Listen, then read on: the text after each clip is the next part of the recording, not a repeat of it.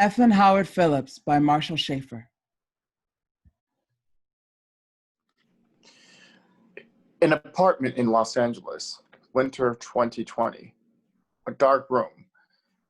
The only light is coming from the TV and is facing toward a crappy gray couch with Shane and Peyton on it. There is a microwave on a counter in the corner, next to a fridge with an abundance of mediocre drawings covering it. An electric keyboard is next to the door. There's a huge bookshelf filled with random books and loose pages. On the top shelf, there's a huge black book. There's a heavy haze that floats in the room. It's obviously weed. The TV is playing The Thing. Peyton coughs. This is causing Shane to shout. They look at each other. Then they slink back down into their seats. Shane takes out a bong and takes a huge hit, like is hitting it longer than a normal person should. This blows Peyton's mind. Shane holds it in, then exhales.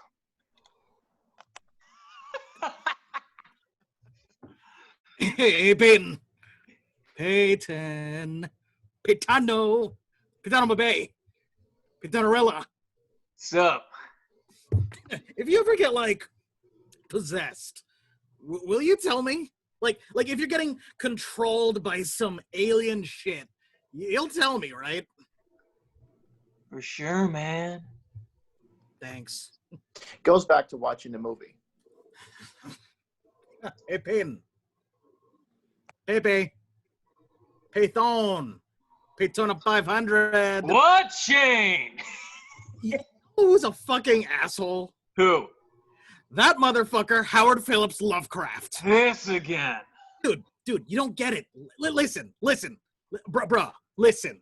Okay. Man, I'm tired of all these discussions on Howard. He's dead. No one even really talks about him in contemporary context anymore unless you really are analyzing the niche genre that he created. And anyways, your critiques are hardly critiques at all.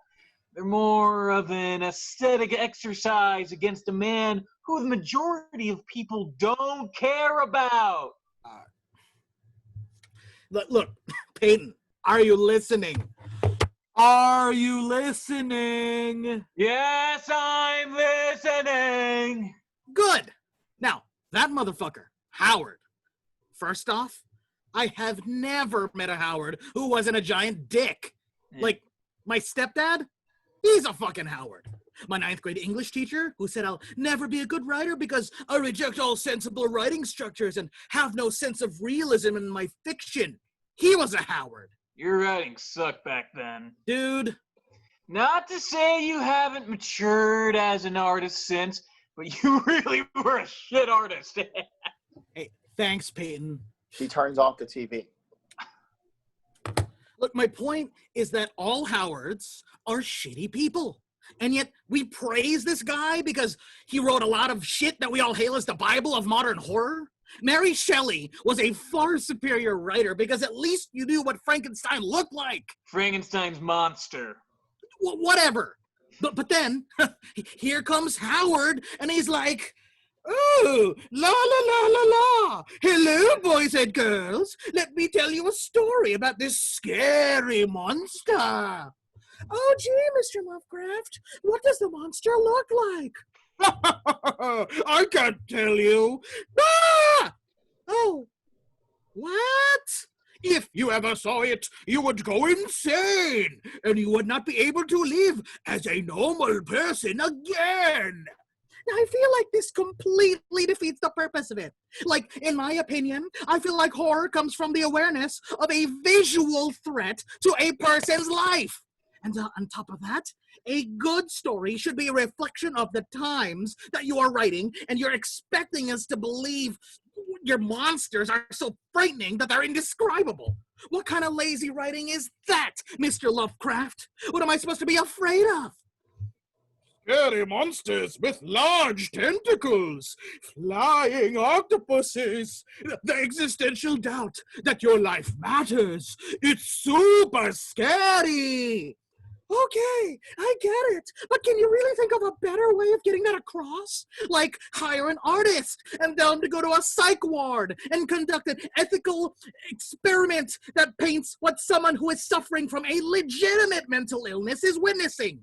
From there, the artist can bring, awareness to the plight of the mentally ill, and then you have to create your monsters from, thereby killing two birds with one stone. You end up being a well-loved humanitarian and genuine fearful horror writer who could have a legacy that rivals others for generations to come.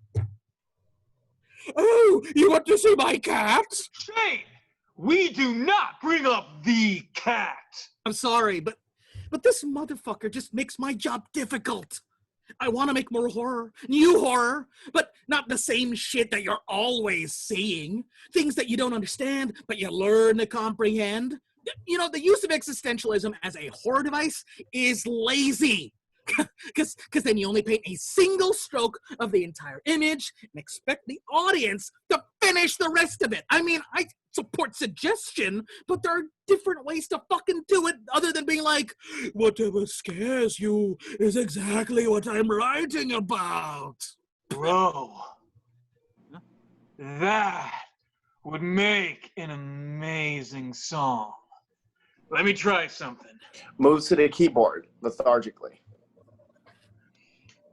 You know what I'm thinking, 'cause you're telepathic. You see my reason, you feel my havoc, so I can't take my time or I start to doubt.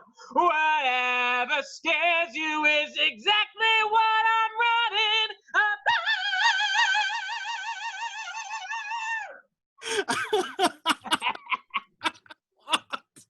Well, you're a fucking genius. Is this for the musical you're writing?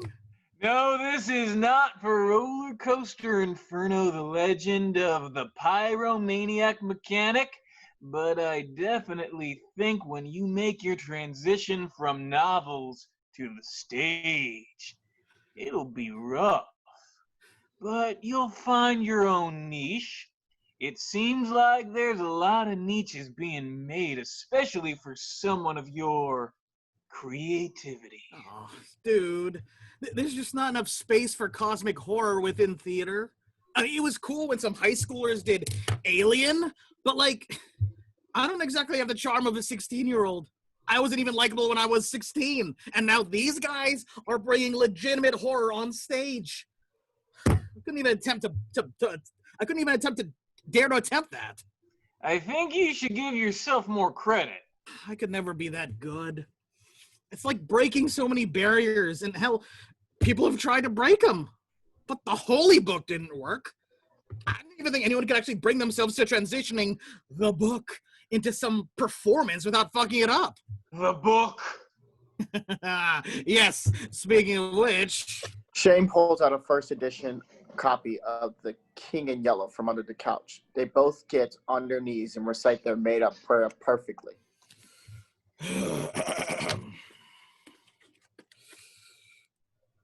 Our Father, Robert W. Chambers, father of Hastur, the Yellow King, icon of contemporary horror, author of The King in Yellow.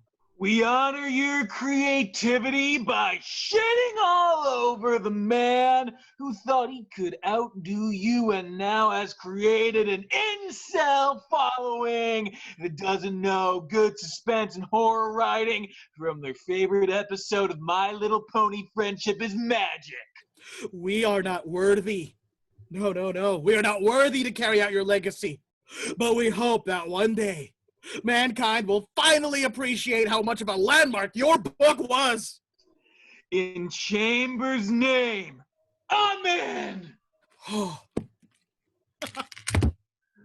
Man, I cry whenever I read that book. The Prophet's Paradise is the reason I'm still alive. I get it. This shit right here is divine. I can only pray that one day I'll achieve the heights that Chambers has created. I actually saw one of the adaptations of The King in Yellow when I was in Albuquerque with Mallory. It was all right, but its portrayal of the kingdom of Carcosa was kind of half-assed, and it was weird because I swear I was the most sober one there. Everyone else started like moshing when this weird guy that I think was supposed to be Haster came on. New Mexican performance art groups are weird. I swear half of them do some form of psychedelic that they produce themselves. But during the mosh, shit got gruesome. But I was too stoned to even join. Mallory, though, got a lot of good shots in. Ended up stomping on this pink-haired chick. It was absolutely fucking insane. And then the entire cast of the show just started screaming, "All hail the King in Yellow! His return is upon us!" And then I swear one person with the neon blue mohawk started speaking in tongues. It was trippy. Not the weirdest shit, though. You remember that time we went to that party called A Night at Bohemian Grove in Austin? Now that was the weirdest shit that I ever experienced. They gave me that strain that they called Owl's cremation, and I swore that I might have transcended to another plane of existence. I was floating through history. I saw the early hominids, every revolution, every exchange of power. I was in the room with Hitler when he died. I saw everything. It was all right. I came down, it was like a week later, the party was still going on. So much for A Night at Bohemian Grove. But yeah, there hasn't been a good version of the King in Yellow. Who's Mallory? My girlfriend. Bullshit. You don't have a girlfriend. She's over all the time. When you aren't home. I'm always home. No, you're not. When am I not home? When Mallory's over. Huh. You know, you'll have to introduce her to me sometime. How did you two meet? You know that one time I went to Salvation Mountain? Oh, shit. There? No.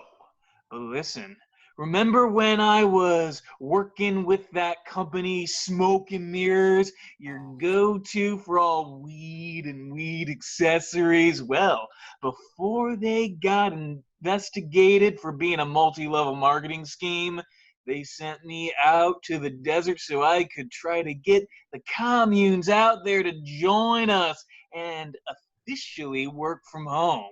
Well, they liked the weed we sold, but they weren't fond of the idea of adhering to something so capitalistic. So we gave up on that shit. And? And what? What about Mallory? What about Mallory? How did you meet her out in Salvation Mountain? Oh! She was my Goosher driver on the way home. Goosher? What? What's Goosher? Oh, it's this up-and-coming rideshare app that is like all other ones, but like when you order a ride, you can also order anything along with it. Like, let me show you. See, there are 15 Gooshers near me right now. I can order one, and it'll ask me if there's anything else I want with it. So I can order a pizza, a nice book from a library, LSD, a pet snake. Let me know if anything interests you. I can get you a discount because I'm a shareholder. Wait, what were we even talking about to get here? Your literary daddy issues with Howard? That's the bitch. I just don't get why you despise him so much. Cosmic horror is a genre that stands on its own. And it's not like you're attempting to change the game. When was the last time you've actually written anything to completion? It's frustrating because whenever I write, all I can think of is his fucking smarmy ass looking at me from hell, and I just fucking saying, "You'll never be original," and that's what pisses me off. Because he's right? You ass! I'm just trying to do my best, and now I have this white supremacist motherfucker taunting me with his Cthulhu shit, and I'm tired of it. It's kind of impressive that Cthulhu is still a thing. Like, who would have guessed the love child of the physicalization of God and an octopus would create a cult following? Okay, you're not helping. True, but you're just one man standing on the shoulders of giants. Howard is standing on Chamber's shoulders, and that's just how art works. Nothing is ever original. Just someone is taking a new look at something that someone else has already talked at lengths about. You have a perspective. That perspective is different than all previous people have had, and it's your story to tell. Why are you giving the dead such an intense emotional energy? I just want my goddamn writing to feel valid. This fucker is an inspiration for so much shit that sucks. So much all of Cthulhu and people trying to create shit that feels so contrary to what horror should be. This shit is supposed to be a reflection of some piece of society. What is Howard reflecting, huh?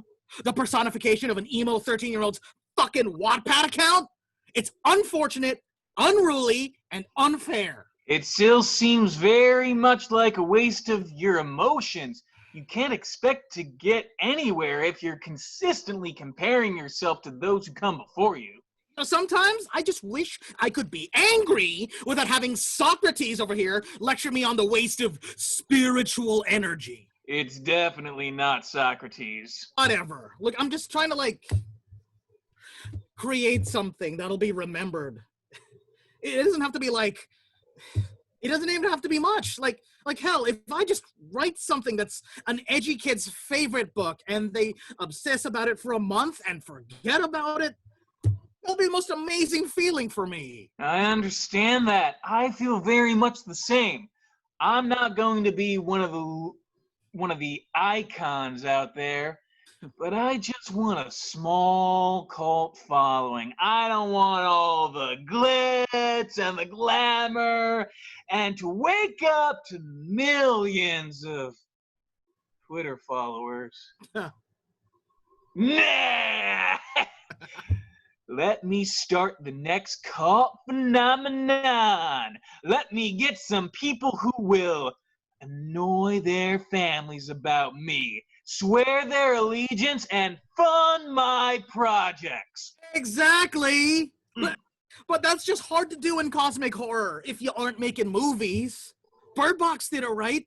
Annihilation hit it on the fucking head. Both being adaptations from novels. I know. So what exactly is stopping you? I think I'm just afraid that I'll be laughed out of the industry before I even get a shot. You have to fail in order to improve. But what if I fail so hard that no one gives me another chance? Shane, you could write the next Birdemic or Rocky Horror Picture Show and people would still give you opportunities. Now stop complaining. You're on your way. You're literally 27 and you got your fans on Reddit. Huh. We gonna finish this bowl or what? All right.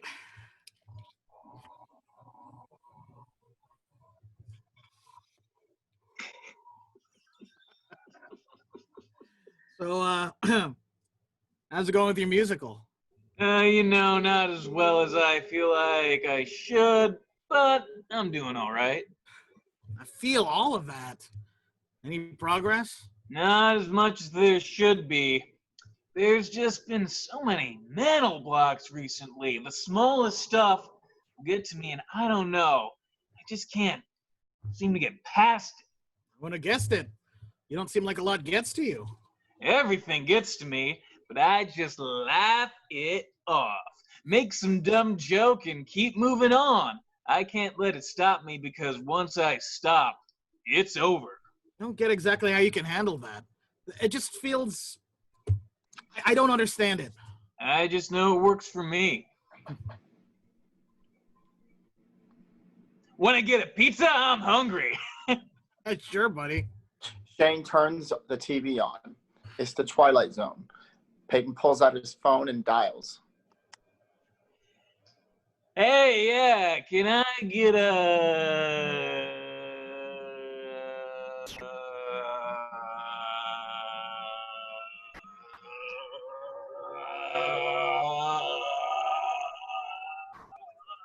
an extra large supreme pizza with extra sauce and cinnamon bites with extra sauce, and let me get that pasta with the white sauce. No chicken. More of herbs with extra cheese sauce. Yo, Shane. What's up? Want something? Can I just get a medium cheese? Just regular. Shane gets up and starts examining the bookshelf. Yeah, and one medium pizza, extra sauce, and can I get 1 2-liter bottle of just... fuck it, surprise me. Shane accidentally knocks the big black book off of the shelf. He scrambles to pick it up and opens it. Cash 6865 Columbus Avenue, apartment A21, Peyton Thomas. All right, thanks. Dude, what the fuck is this? It's something I got when I was in Albuquerque. The pink hair girl gave it as a gift to me after the play. She claimed I was worthy of the true Necronomicon. Huh. You ever going back to Albuquerque? Probably next summer for Summerfest. Take me with you. Albuquerque. Albuquerque.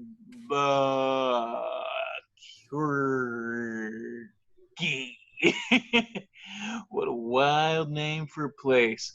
Nothing normal ever happens in Albuquerque. Albuquerque is fun. I'd move there, but like half the time, I don't even know how to spell it. Also, it's excessively hot, and I ain't moving there unless I can get a nice place in Nob Hill. But the Necronomicon, what's the deal with that? I don't know, dude. Pinky looked like she was tripping on Datura or something, and even sounded like she was possessed. Wouldn't be the first time I saw stuff like that from this group, though. They were doing some ritual when they had a self-care night. There was this one guy who was flirting with me and like everyone else that night. He led this yoga class while playing Rage Against the Machine. There was nothing that could prepare me for that. Necronomicon, man! Oh, yeah! I never actually opened it. I'm afraid of what might be between the pages. Not in the sense of the words, but if there's like something that I'd accidentally sniff and be tripping for a fortnight. Well, you know what? I have an idea. Sup? Bust out your best weed. Indica sativa hybrid. Sativa, of course. Let me bust out some options. Want it to be pure or laced with anything? Don't trust that laced shit. Not too many homies dying over it. Let me go through my stash. Bob's opened a piano bench and is digging through it, saying what he sees. Northern Lights, Green Crack, Gorilla Glue, Tabletop Game Mule, Jones Sewage Cornea, Peeling J's, R's and Ass, Star, Fred's Hitched Cock, Ali Stella Quell. Making up some of these? Nope. Those are some premium strands that I got right there. Jesus. See, this is what we get for legalizing this shit. Found it! Produces a very decorated box, brings the chain. He opens it and a light comes from within. The Ark of the Covenant. It's beautiful. I know. I only have enough for one bowl. But that's all we are gonna need. Last time I hit this man, I ended up domesticating a big bear up in Big Bear, I domesticated the big bear. This shit does magic. Perfect. Okay. Salve il suo nome sconsciuto. Chiamo gli spiriti del passato. Chiamo coloro che cercano di venire al mondo.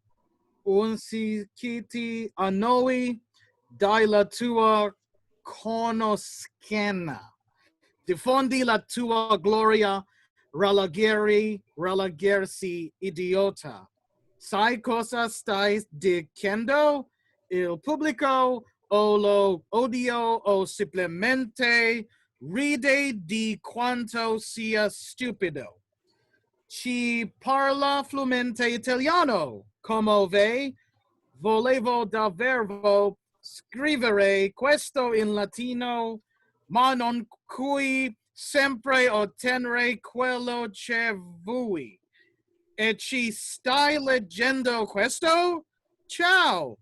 Finanzia del tuo supplicani di tradizione. Understand what any of that means? Latin is fucking confusing. No wonder it's died. Sorry, I don't speak Italian. Shane grinds the weed in a grinder and rolls a joint with the page. You know, I once visited Howard's grave. And? Well, I wanted to deface it, but there wasn't an opportunity, so I just kind of flipped it off and ran away. Well, this is one way to shit on his legacy. I see. Light it up. He pulls out a white lighter and lights the joint, taking out a huge pull. Using the white lighter, very metaphorical. Honestly, and I mean this with every meaningful fiber in my being, fuck Lovecraft. The lights go out. The entire stage is dark. The only light is coming from the joint. Oh. Hey, what happened? Blackout? Blackout? You just give it a second. Alright, dude, why are you breathing so hard on me? This shit's not going down right. Old ass book.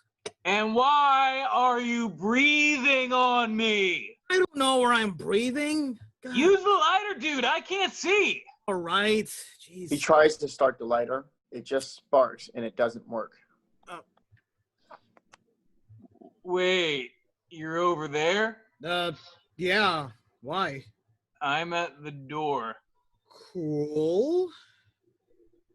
Who's breathing on me? Probably just a draft. It's a hot, wet draft. The lights come back on. Wild. Dude, this shit goes down hard, but I won't lie to you. Can't wait for it to hit. Just wait. It'll feel so good. But I could have sworn that someone was right behind me. You're freaking, man. You'll be all right. If you say so. Meow. Oh, Jesus Christ. Little dude scared me. Never thought anything could scare you. One of your friends? Let me see. Leans outside the window. Hey, little dude! Who are you? Motherfucker! Nah, fuck that. You don't look familiar.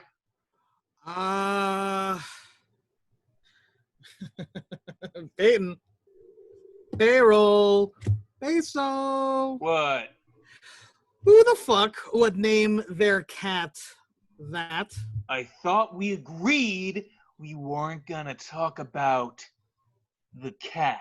It's a serious question. Who the fuck names their cat? Dude! I even feel uncomfortable saying it. Let's not bring the name into this house. Peyton, I can't tell if the reason why we remember this racist asshole is because of his literary legacy or because he was just a living meme. I mean, if you think about it, all the greatest people were memes one way or another. Not every asshole deserves to be one. All I'm arguing is that a man who named his cat, well, N-word man, does not need to be honored among the great memes of Harambe and Rick Astley. Few people are. But of course, I have to be in the field where he is seen as the greatest memer of history. The fucking horror meme daddy. All through some fucking squid. It's just so stupid and frustrating when real writers are trying to make their own way, but are haunted by the bullshit legacies of their literary ancestors. Like, I'm just trying to write my own path so I can at least have something that could warrant having a small cult following. Peyton's cell phone rings. Hey, who is it? Who knows? Unknown number. Hey, put it on speaker. It could be Mallory. Hello.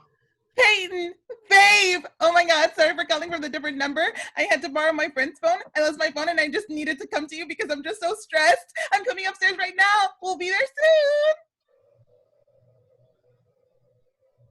soon. Mallory exists? You think she didn't? She's a bit wild, but she's sweet. God damn. I can't believe I never met her. Yeah, it's understandable. Wait, what do you mean? Coming! As he opens the door, Mallory flings it open and tightly hugs Peyton to the point of choking him. You wouldn't believe what happened. It's good to see you too. We have pizza coming. Feel free to take a seat. Of course. Oh my God, hi Shane. It's so good to finally meet you. It's about time that I finally get to meet you. This is so crazy because you're my cuddle hugs roommate and I'm like his little kissy cephalopod. Efla, what the actual fuck?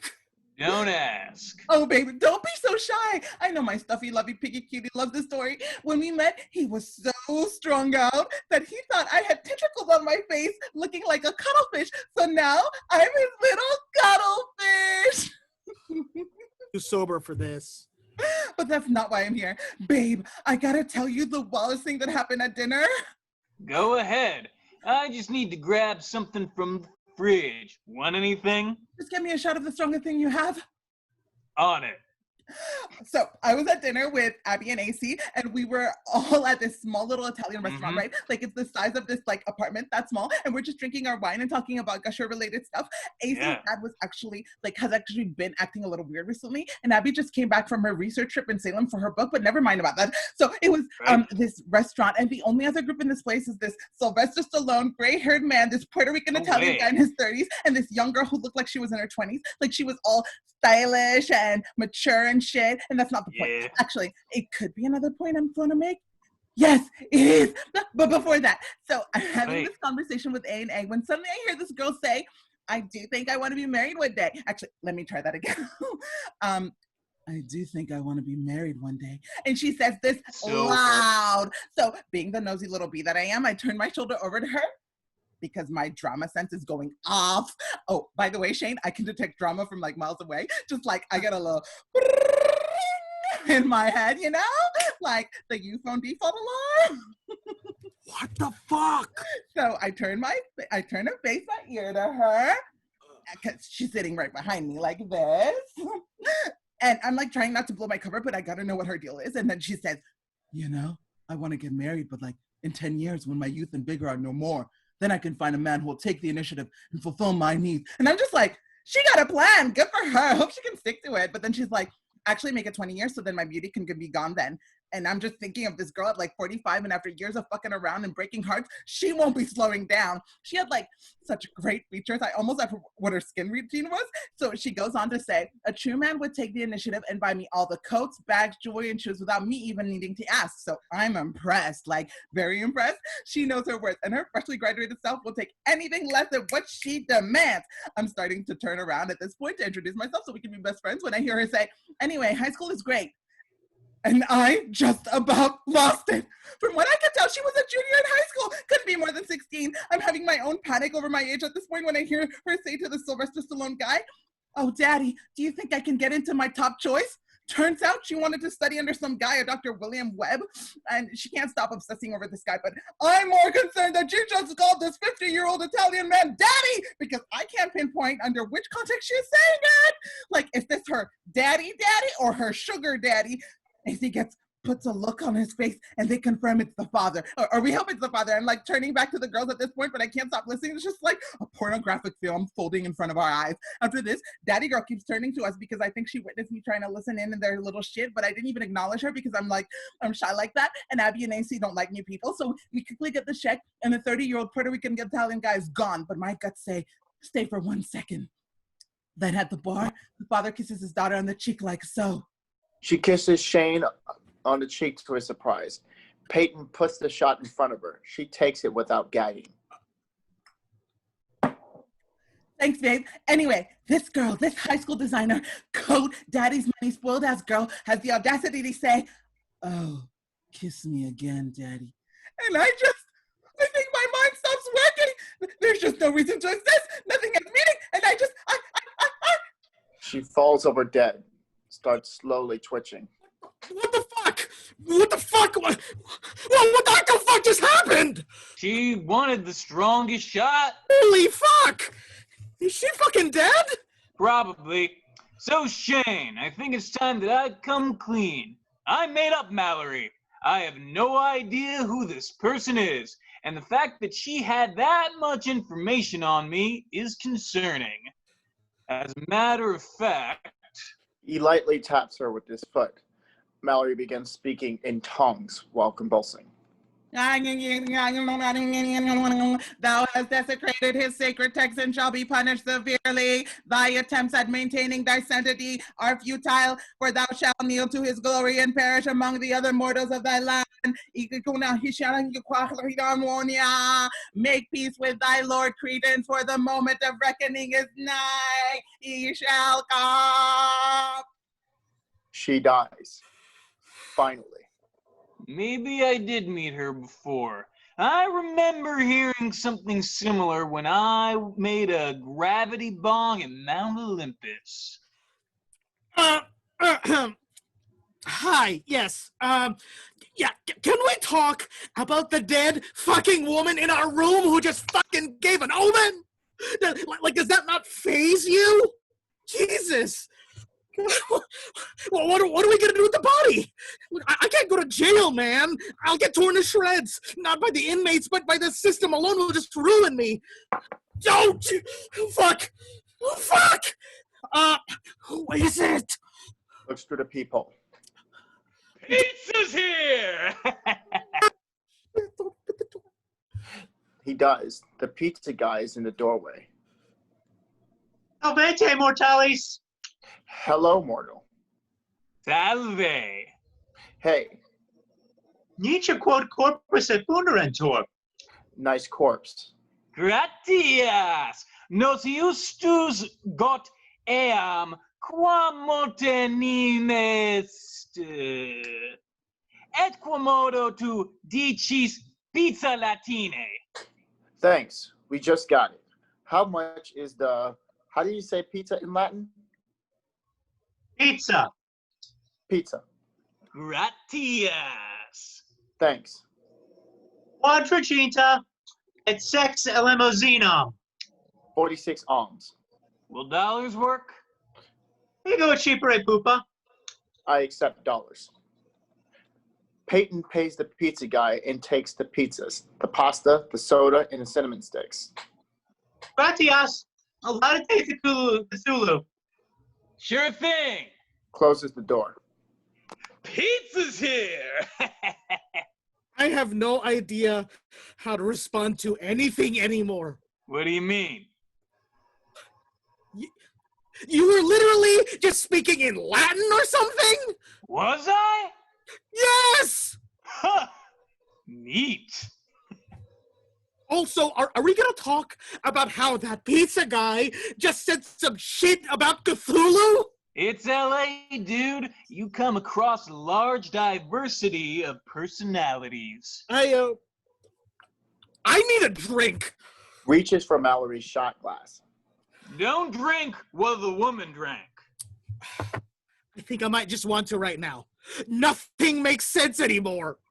It hurts to try to make sense of everything, you know. Dude, I don't know whether to hate you or if I envy you. How so? You let nothing get to you. Black cats, dead girlfriends, Latin pizza guys. What the fuck is going on anymore? It's funny, isn't it? No! No! No! It's frustrating! If shit doesn't make sense, what is the meaning behind any of this? Well, why are you writing? I don't know. Then give up. Fuck! I want to, but I can't. Exactly. What the fuck are you talking about? And can we move the fucking body? I'll drop her in the bedroom. Peyton picks up the corpse. But in any case, sense and meaning is relative. Tomorrow, the love of your life could die, and you wouldn't have ever known them. And you would go through the rest of your life never knowing that such a thing existed, which then sets your own standard for what is sensical and meaningful in a certain way. Let's say that an alternate reality is that you meet the love of your life tomorrow. You grow old together, you get married, the whole ordeal, and then they just die. What is sensical and meaningful then is completely different, but just as legitimate. You can't put yourself down for such a thing. It's just easier to accept that the fluctuation of what is meaning and what is sense will occur. Everything is fluid, and it's easier to be a leaf flowing down the stream than a rock sinking its weight down to find some sort of permanence. Change hits you. And when change hits, you have to be prepared. Blackout. You motherfucking son of a whore! No, what's going on with these power outages? What? No, you piece of shit! I'm going to kill you! Peyton? Oh, jeez. I will fucking end you! How dare you speak with such contempt about my legacy! I'm sick of your shit!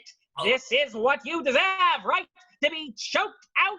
Is this what you wanted your legacy to be? To be the asshole strangled by your fucking horror daddy? That's what you called me, right? A horror meme daddy? A racist asshole, a giant dick? Well, guess what? This giant dick is choking you now! Shane breaks free and kicks Peyton in the groin. Dude!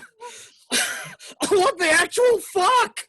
You dirty little cheat! Only a coward would go for below the belt! And what the actual fuck is going on? Son of a bitch! That fucking hat! Jesus, why does it still hurt? Oh God, it's getting worse! Peyton? Your empty-headed friend isn't here, you dick! Haven't you ever seen a possession before? The fact that this still hurts is, even when it's not my body, is horrible! I need to throw up! Where's the bin? Shane points toward the trash in the corner. Peyton runs over and hurls.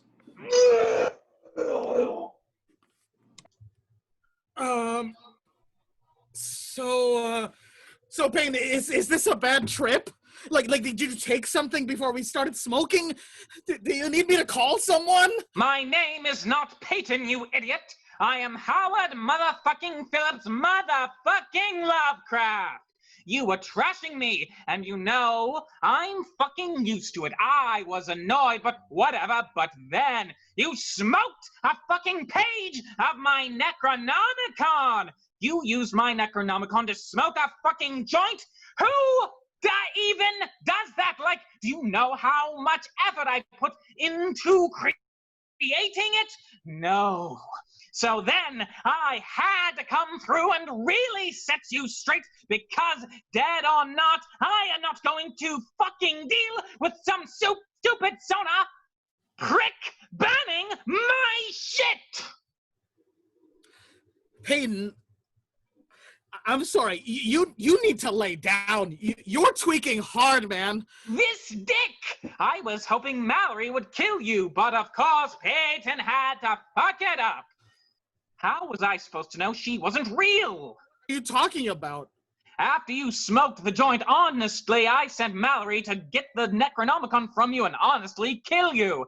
I even tried to drive you guys insane, but apparently some lazy Sonas have better mental stability than the Ivy League professors. Jesus, am I the one having the bad trip? You're really not getting this, are you? So you're saying Yes. that you Uh-huh. are the ghost You're halfway there. of Howard, I prefer Lovecraft, but whatever. and you Are we still doing this? you possessed Peyton to get your Necronomicon back and kill us? Wasn't that easy to understand? Oh, hell no! Wait, what? Shane goes to the Necronomicon. Look, I am not having the dick who is ruining my artistic life try to tell me what to do. And I am not gonna let the ghost of this dick try to have that power over me. I couldn't desecrate your grave, but maybe that I know that you are trying to protect your little black book, I can finally have my revenge on you for all of literary humanity. I did not see this coming. Holding the Necronomicon and threatening to set it on fire with the lighter. Burning the shit right now in front of your eyes. Fuck the consequences. Fuck Mallory. Fuck your cheap The Exorcist attempt. And fuck you, Howard! Shane, calm down. You don't want to do that. Why shouldn't I? Because it's a dick thing to do. Why do you even hate me so much in the first place? Do you know what sort of a world you have left behind because of your dumbass writings? You have a fucking genre named after you. One of the most successful genres in horror that is based off of your stupid philosophies and existential crises. And what we have now is fucking amazing. You should see the movies like Alien or The Thing, or even Bird Box is decent enough. But then what do up-and-comers get? What do I get as I'm trying to pave my own way? Constant comparisons to you! I am stuck in the fucking squid god-shaped shadows of your legacy, and you're the eldritch being I cannot get rid of myself despite my every attempt! So if it means getting a little bit of satisfaction by burning something meaningful to you, then I'll be happy to do so. Is that why you're so hateful? Of course! I completely understand. What? When insecurity comes creeping on while you're in the world of your passions, it becomes difficult to accept that it's just that. Insecurity. I felt the same way about Chambers, and I bet Chambers felt the same way about who had inspired him. You have no obligation to fall under my legacy. And you can claim not to have any ties to me whatsoever. At the end of the day, this is your art, not mine. But the way to go forward is by accepting that despite nothing being original, you can only show things from your view, your perspective, which no one else will ever have. You have your own artistic world, and you can approach it as it will. My existence only shows that people will always love innovation, and They will love being made aware of things that we hope to never truly encounter because it will only make us feel smaller. But in a way, to be the one who used those feelings of smallness to create something large gave myself meaning. And if you think about it, since you are such a small force in the large cosmic scale, you are truly not alone. A singular ant amongst the colony, amongst the cosmos. You are home. Shane puts down the Necronomicon in the lighter. Well, fuck, man. I guess you're right. He hands Peyton the book.